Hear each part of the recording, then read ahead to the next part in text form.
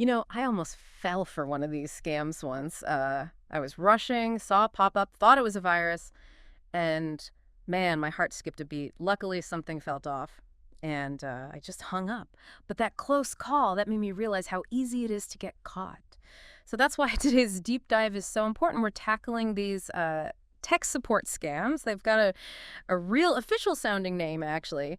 The fake support call and technical support scam. But we'll just call them tech support scams, and we're going to use your research to figure out how they work and, more importantly, how we can avoid them. We've got articles, forum threads, even some personal anecdotes, so Yeah, going deep on this one. it's interesting, isn't it, how these scams, they kind of weave this narrative that plays on our fears. Our deepest fears about our digital lives, really. Mm. Think about it. Our devices hold everything these days. Precious memories, financial information, so much. So it's no wonder we get freaked out by a virus or a compromised account. Totally. And the sources, they really dig into the tactics these scammers use. Like, they might start with an unexpected phone call, right? And they'll use these spoofed numbers. So it looks like it's from, like, a legit company. Or they hit you with those alarming pop-ups, flashing all these warnings about viruses. And the thing is, legitimate companies, they don't operate this way. They won't just call you out of the blue talking about a virus or anything. That's a red flag right there. Yeah. One source even included some phrases scammers use, like, we've detected a critical error on your computer, or your bank account has been compromised. It's almost like they have a script. They do. And it's a script carefully crafted to, well, to get a response out of you.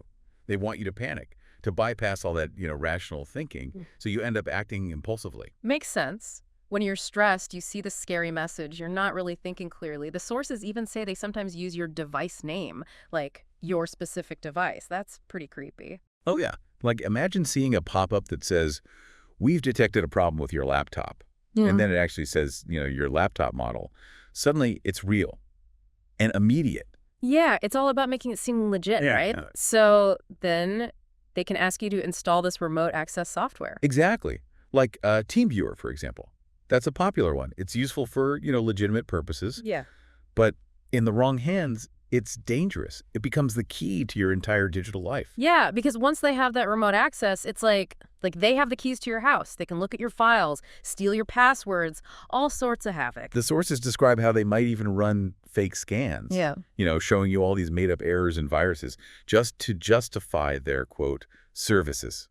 It's classic bait and switch. Right, so you're convinced you need their help, and Like, then that's when they hit you with the payment, right? Yeah. But one thing that I found interesting is that they often ask for unusual payment methods, like gift cards or cryptocurrency. Why not just like a credit card? It all comes down to risk. They want to minimize their risk.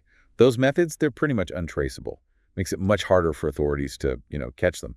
Plus, it plays into that sense of urgency you were talking about. If you're panicking, you're not going to question an unusual payment. Makes sense, from their perspective anyway. And the scariest part is, it's not just about money. These scammers, they also want your data, passwords, bank details, anything they can use. Absolutely.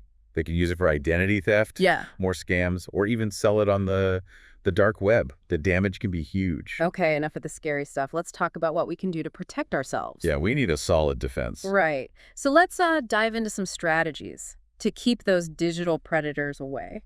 One thing that really stood out in the research, it's like an ethical question. We talk about the scammers themselves, right? Yeah. But what about the big tech companies? The ones whose names are being used in these scams. That's interesting. So you're saying there's like a shared responsibility here. Yeah. I mean, these companies, they're all about security. For their own systems, at least. But what about protecting their users, especially the ones who, might be more likely to fall for these scams? Yeah, it's like they're building these fortresses for themselves, Yeah. but leaving everyone else outside. Well, yeah, maybe a bit dramatic. Uh. But you get the idea. They have the resources, They could be doing more to educate people about the scams and implement features that, like, flag suspicious activity. Better support channels, too. Yeah, I see what you mean. Like, imagine if your browser could actually recognize those scam pop-ups and just, like, shut them down automatically. Exactly. Be more proactive. And wouldn't it be great if you did fall victim, you could easily get help from, like, a dedicated support team who knows how to deal with this stuff? Okay, so the tech companies need to do more, but it's not just on them, is it? No, definitely not. It's a team effort. Tech companies, law enforcement, and us, the users. Right. We all have a role to play. We've talked about being cautious, skeptical, all that. But let's get specific. What can we actually do today to be more secure? Well, let's start with passwords. I know, it's basic. But you wouldn't believe how many people still use weak passwords. Oh, tell me about it. I used to think I had a great memory, but then I realized I was using the same password for everything. Yeah, that's not good. That's why I always recommend password managers. They generate strong, unique passwords for all your accounts, and you don't have to remember them all. Okay, password manager, check. What else? Two-factor authentication. Right. Wherever you can enable it, do it. It's an extra layer of security.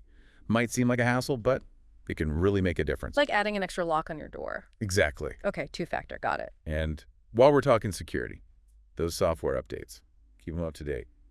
They might be annoying, but they're patching security holes. Like digital vaccines. Good analogy. What about antivirus? Essential. It's your, digital bodyguard. Scanning for threats, blocking malware. All right, antivirus, check.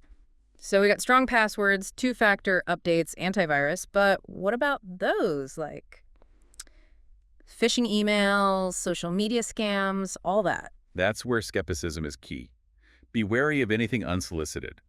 Emails, messages, especially if they're asking for information or, urging you to click a link. If it seems too good to be true, it probably is. Don't talk to strangers, right? Basically, yeah.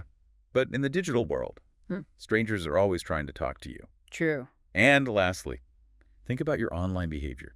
What you share, what you post.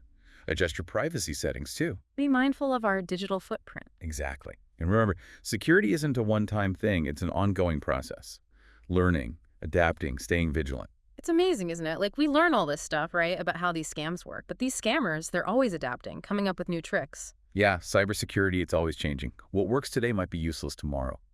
Scammers are always looking for new ways to trick us. So how do we keep up, then? It's like a never-ending game. Well, there's no easy answer.